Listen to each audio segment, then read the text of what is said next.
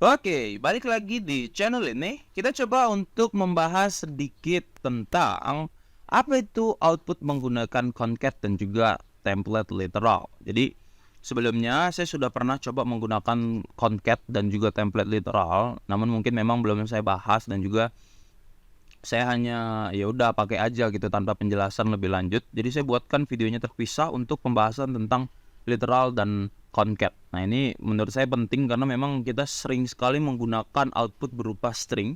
Jadi saat ingin melakukan output string seperti itu, kita harus menggunakan salah satu daripada concat ataupun template literals di dalam JavaScript. Nah, memang ini adalah sesuatu yang baru untuk programmer. Namun keluarnya template literals itu tidak terlalu baru ya. Dia 8 tahun yang lalu. Oke, kita coba bahas dulu. Yang pertama adalah yang dinamakan concat gitu ya. Jadi kalau concat ini sebenarnya banyak sekali ya digunakan, tidak di JavaScript saja, di Excel pun menggunakan concat kalau nggak salah. Dan beberapa pemrograman juga menggunakan concat sebagai caranya untuk melakukan output berupa string. Nah, saya coba untuk bahas dulu. Misal saya di sini buat sebuah variabel dengan nama variabelnya adalah first name seperti itu. Misal saya buat Diki. Nah, Diki di sini kan berarti berupa tipe datanya adalah ini ya, string kayak gitu, string atau teks. Nah, pastikan dia adalah tipe data string ataupun teks. Namun memang ya penggunaan tipe data yang lain pun bisa, tapi nanti dia akan diterjemahkan sebagai string kalau menggunakan concat ataupun template literal. Jadi di sini saya coba untuk buat lagi yang terakhir adalah last name. Jadi memang panjangin nama variabelnya tapi nggak apa-apa. Fernando. Nah, di sini juga pasti string yang saya buat karena saya ingin coba untuk melakukan sebuah penggabungan teks menggunakan concat kayak gitu. Jadi concat itu adalah cara kita untuk menggabungkan beberapa string ke dalam satu tempat yang sama gitulah ya. Jadi saya coba buat di sini menggunakan concat yang pertama. Ya, jadi dia adalah penggabungan gitu. Penggabungan string. Ya, apapun yang digabungkan menggunakan concat akan jadi string sih sebetulnya ya. Jadi ya udah, kita menggunakan simbol plus ya. Jadi plus di sini bukanlah operator matematik. Jadi dia hanya sebagai operator tambah saja yang artinya adalah menambahkan. Jadi menggabungkan antara dua string yang berbeda gitu. Jadi tidak akan melakukan operasi matematika. Kalau misalnya dia berupa tipe data integer, barulah dia akan melakukan operasi matematika. Gitu. Oke, saya coba untuk buat console.log ini sebagai output di dalam JavaScript ya. Memang cara output di setiap bahasa pemrograman berbeda-beda. Jadi kalau di dalam JavaScript kita gunakan console.log ataupun document.write. Nah, di sini saya coba untuk misal contoh keluarkan first name itu sama dengan berarti first name itu plus kembali first name titik 2 plus first name. Nah, berarti kan nanti hasilnya adalah first name, ini kan string gitu ya. Ini string, kita pengen gabungkan dengan variabel first name di sini, kita harus gunakan plus atau concat gitu. Jadi ini dia akan digabungkan. Jadi hasilnya itu akan jadi seperti ini. Kita coba cek open and then saya coba open yang default saja. Seperti ini. Nah, nanti kita inspect. Saat kita gabungkan, nah dia hasilnya akan jadi seperti ini. Jadi string ketemu string, dia bisa kita gunakan penggabungan string menggunakan konsep concat. Saya coba copy ke bawah. Nah, di sini misal saya ganti jadi last name ya. Last name. Saya juga jadi last name. Sorry. Last name. Nah, berarti nanti hasilnya adalah last name titik 2 Fernando kan gitu ya. First name Diki Fernando, first name Diki, last name Fernando. Nah, saat kita ingin gabungkan dua-duanya berarti kita pakai console.log misal first name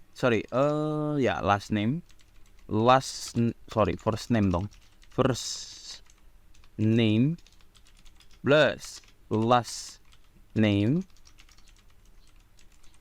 titik 2 berarti kita pakai plus first name plus last name kan gitu ya. Jadi hasilnya akan jadi seperti ini. Oh, ini harus ada spasi, berarti kita harus pakein lagi plus di sini, and then kita kasih spasi di, ya kita pakai ini aja, string kosong seperti ini, namun ada space-nya di dalam, jadi dia akan ada spasi juga di sini. Nah, ini adalah cara kita menggunakan concat ya. Jadi agak sedikit panjang, namun memang ya dia sedikit ribet digunakan karena banyak sekali yang harus kita lakukan, dimulai dari menggunakan petik plus ya. Kalau misalnya ada cuman 2 variabel oke gitu ya. Saat kita sisipkan variabelnya 1, 2 itu oke, tapi kalau 10 variabel gimana? Jadi saat kita ingin buat string apa gitu ya, teks apa, terus kita pengen sisipkan variabel, dia akan jadi sedikit lebih sulit. Nah, makanya ada yang dinamakan template literals ya. Jadi template literals ini pertama kali diperkenalkan pada tahun 2015 oleh ECMAScript ya. Jadi ya dia baru juga sebetulnya, walaupun sudah 8 tahun ya. Jadi kalau penggunaan template literals ini dia menggunakan backtick ya. Kemarin saya ada sempet salah bilang ya. Jadi dia harusnya backtick bukan backtip. Dulu saya dengarnya tuh dia backtip, ternyata backticks gitu ya. Tulisannya tuh gini, backticks gitu ya. Backticks. Oke. Ini lambang ininya, simbolnya ice dah gitu. Jadi backticks. Nah, di sini saya ada coba cari penjelasan tentang template literals ini. Jadi template literals ini adalah string literal gitu ya. Jadi dia string literal yang memungkinkan kita melakukan interpolasi variabel atau ekspresi di dalam string. Jadi kayak contoh di sini kita ingin gabungkan gitu ya, jadi lebih mudah. Kalau di sini dia pakai tanda plus, kalau kita ntar tinggal pakai backtick dan juga ada dolar dan juga kurung kurawal seperti itu. Nah, dengan kata lain, kita bisa menggunakan nilai di dalam sebuah variabel atau ekspresi dengan menyisipkan langsung ekspresi atau variabel tersebut ke dalam string gitu. Jadi kalau misalnya kita ingin menyisipkan variabel, kita langsung aja di dalam stringnya. Kalau ini kan di dalam stringnya nggak bisa gitu. Kalau kita coba tambahkan gitu ya, first name di sini nggak akan mau. Karena kenapa? Dia akan hanya menghasilkan sebuah teks saja kalau menggunakan petik seperti ini. Ya, petik 1, petik 2 itu sama aja. Jadi dia hanya akan langsung menampilkan output apa yang kita tulis di dalamnya. Tapi kalau menggunakan backtick, ya beda ya. Kalau backtick, dia sebenarnya ya string juga. Hasilnya akan jadi string juga gitu.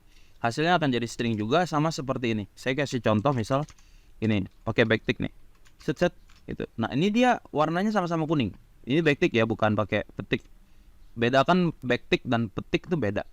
Nah, kalau petik 2 seperti ini, kutip 2 seperti ini, nah dia akan menampilkan saja apa yang di dalamnya. Namun kalau di sini kita bisa tambahkan, sisipkan dengan menggunakan variabel seperti itu. Jadi saat kita ingin menyisipkan sesuatu ke dalam sebuah string seperti ini, kita gunakan backtick. Gimana? Menggunakan ini ya, dolar kurung kurawal. Nah, ini kita bisa sisipkan variabel. Contoh first name. Nah, kalau di sini nggak bisa. Kalau di sini kita kasih dolar kurung kurawal kayak gini, terus kita tulis misal first name gitu ya, first name kayak gitu. Nah, dia nggak akan muncul. Tapi kalau yang ini muncul. Jadi kita bisa menyisipkan langsung. Nah, kalau di sini dia nggak muncul, malah jadi kode aja gitu kan. Kalau di sini dia muncul variabel kita, variabel first name kan Diki, gitu. Jadi kalau kita gunakan template literal sini, kita bisa pakai seperti ini. Jadi kalau di sini dia pakai tanda plus gitu ya, maksudnya plus banyak gitu ya. Terus juga panggil lagi variabelnya, terus stringnya di sini gitu ya. Kita bisa tinggal langsung aja di sini first name, ya first name titik 2 kayak gini. Jadi nggak perlu pakai plus lagi gitu. Jadi ini lebih mudah sih seharusnya. First name Diki ya, and then ya, sini saya kasih ini deh pemisah dulu. Oke. And then nanti di sini akan ada terpisah gitu ya. Terus juga kita coba copy saja ke bawah. Di sini berarti last name. Berarti di sini juga last name. Di sini berarti first name plus last name. itu sama dengan first name space ya tinggal dolar kurung kurawal last name seperti ini. Nah, jadi deh. Jadi lebih mudah, itu yang pertama, lebih simple dan lebih efisien gitu ya. Kalau misalnya menggunakan plus gitu ya, operator plus ya atau concat, dia akan jadi lebih panjang gitu. Kalau misalnya ada 100 variabel mungkin agak sedikit repot sih saat kita ingin sisipkan ke dalam string gitu ya. Kalau dipetik, ingat dipetik tidak bisa kita sisipkan variabel apapun. Namun kalau dikutip di backtick gitu ya, dia bisa disisipkan gitu, disisipkan variabel. Nah, ini bebas variabelnya mau berapa pun bisa disisipkan dengan menggunakan dolar kurung kurawal. Jadi struktur